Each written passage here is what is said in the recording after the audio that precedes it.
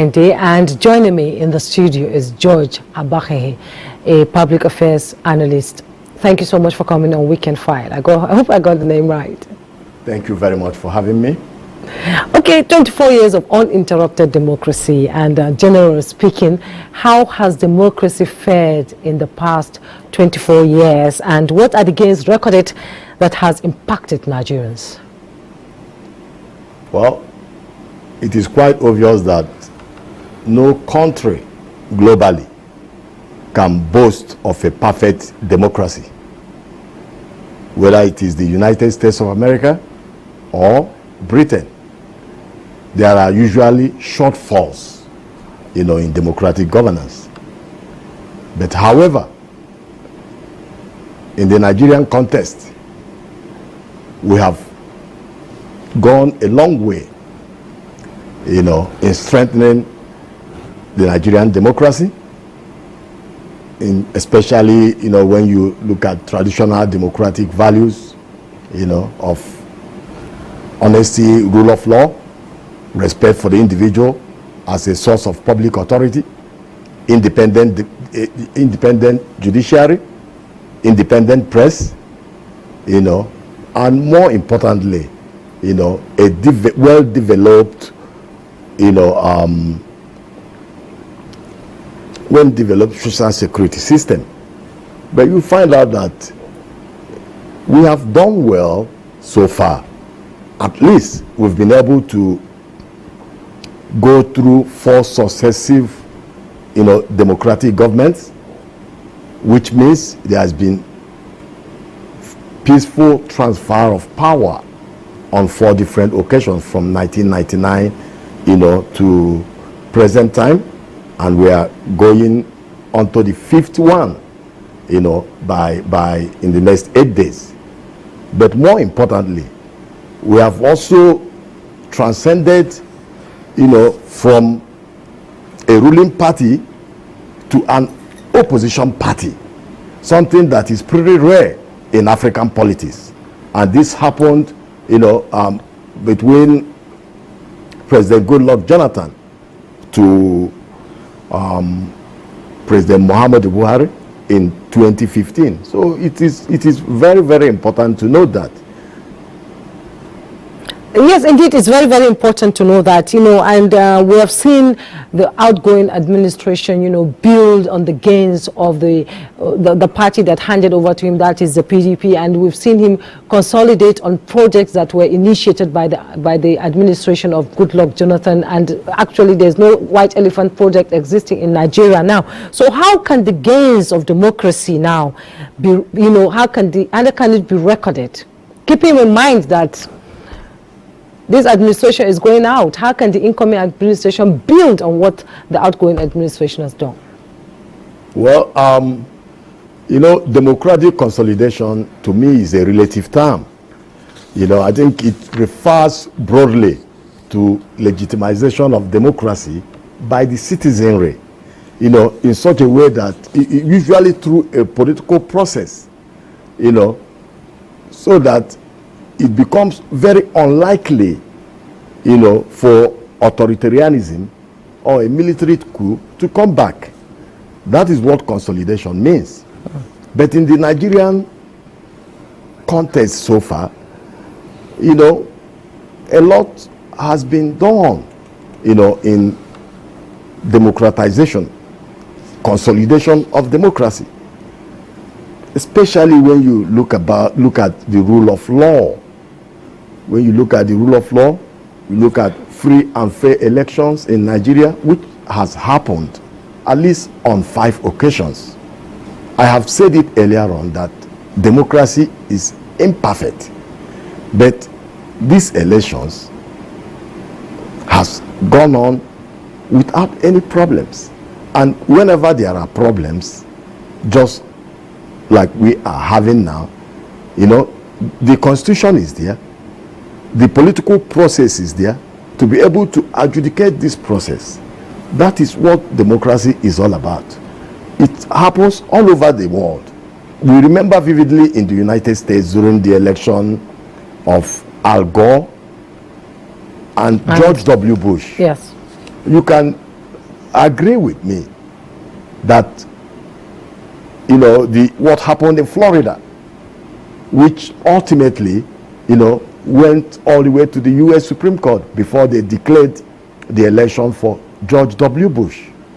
And very recently, the one that happened between the current U.S. President, Joe Biden, and the then incumbent, Donald Trump. Yeah. So this is quite clear. That's why I said it earlier on, that democracy is imperfect. But in the Nigerian context, the successive administration, but more importantly, President Muhammadu Buhari, has done a whole lot in strengthening democracy in this country. Look at the electoral law that was signed last year by Mr. President, where you can now talk about the beavers, you can now talk about transmission of results, you can now talk about accreditation. These are all key, for a successful democratization of this country. Indeed, it's a key achievement, and there's no perfect democracy, but the people can make it perfect. We'll take a break. When we return, our conversation will continue. Do stay. Of federalism as a system of government in Nigeria to foster Zainab, and my guest is still seated in the studio. He's George Abakahi, a public affairs analyst. You've listened to the reports that came in, and we all know that insecurity, resource control, and so many issues, including the almighty COVID-19, sort of dealt a blow to the country. Now, we're still recovering from it. We're not out of the woods yet. So how did it affect the implementation of some policies in Nigeria? Well, it's common knowledge that COVID-19,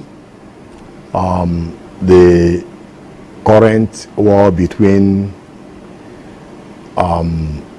Ukraine and Russia, as well as the downturn in the global economy, specifically affected the Nigerian economy. But more importantly, there are other issues, such as oil theft in the Niger Delta area, and we also have to take into consideration, essentially, the issue of creating an enabling environment, for businesses to thrive, and at the same time attract foreign investors to this country. I believe the present administration did well in respect of improving the economy and the well-being of Nigerians, but the administration, as we all know, terminates May 29th.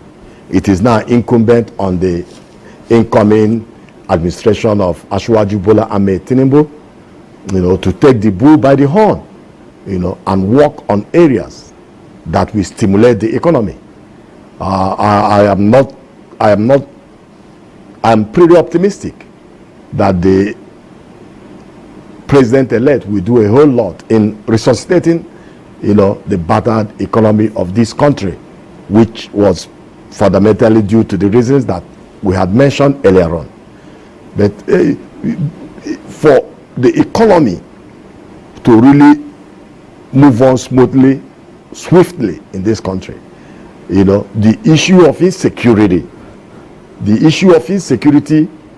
is very, very essential, because if you look at it, most foreign investors do not want to come and invest in areas where there is political instability, in areas where there are communal clashes, in areas where there are incessant kidnapping, banditry, and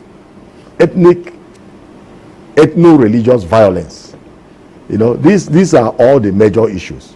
So the incoming government need to tackle seriously the issues of insecurity, with all their might, to be able to attract, direct foreign investment to this country. Indeed. And more importantly, we also need to, look inwards, the incoming Tinubu administration need to look inward, and enhance exports, so as to be able to bring in, dollars, bring in pound sterling. We need to export. We need to diversify our economy.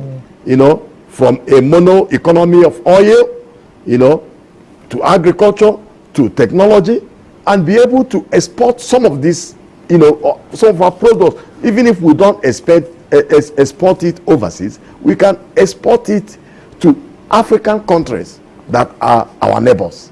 Yes, indeed, with the African Free Trade Agreement, I think will be taken care of. And the president-elect has also said he's going to hit the ground running.